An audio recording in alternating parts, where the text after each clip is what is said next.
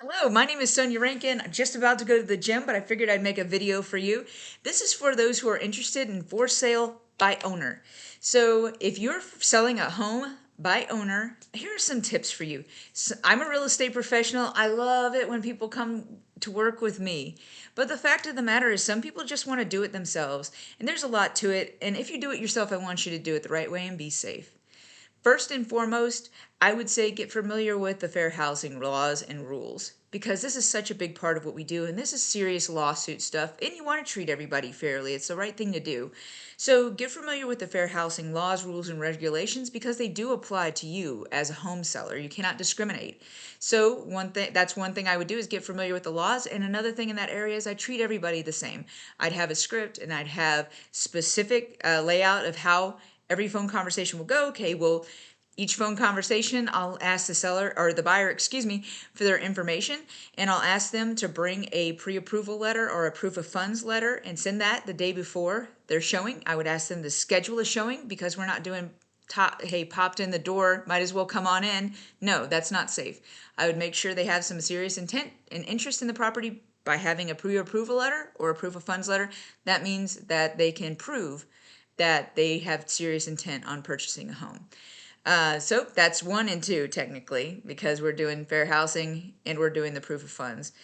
Number three is everybody has a different standard of clean. You may have a super high standard of clean, but you miss those baseboards, or you may have a super high standard of clean, but you miss those ceiling fans. There's certain things that we're just blind to as homeowners, and goodness knows I'm guilty of it myself. There's been houses that I've been in, and the house was clean. I mean, overall, it was really nice, but I kept getting feedback from buyers that, hey, yeah, it was nice, but those baseboards were covered in animal hair, and so they just thought it smelled like a dog. All a buyer needs, and this has happened 1,000 times. Buyer walks in the door with me, and they're like, wow, they're taken by this house.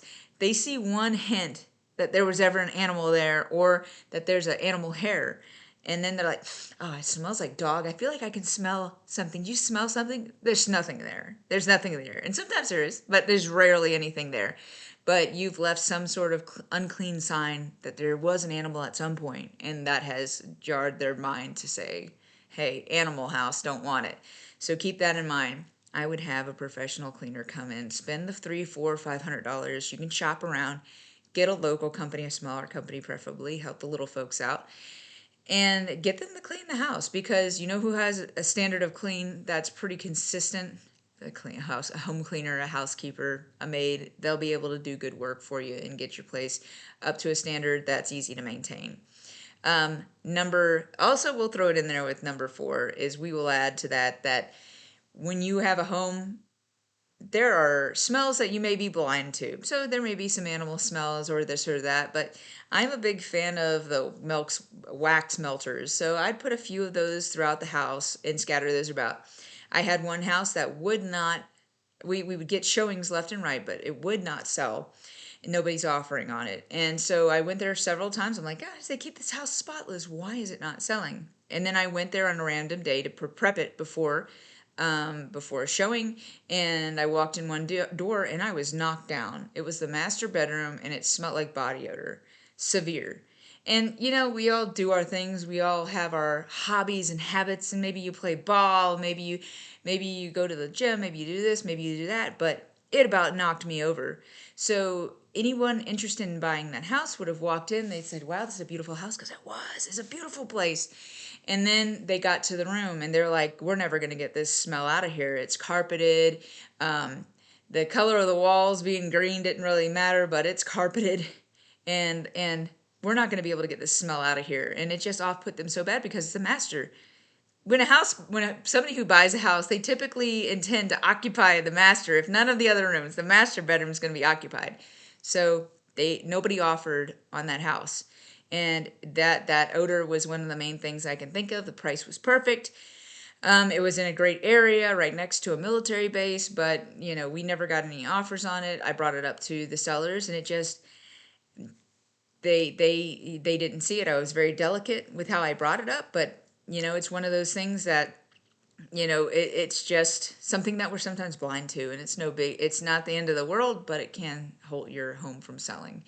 So here we go. So number 5, we'll conclude with safety. Safety, safety, safety. Somebody knocks on the door, don't let them in.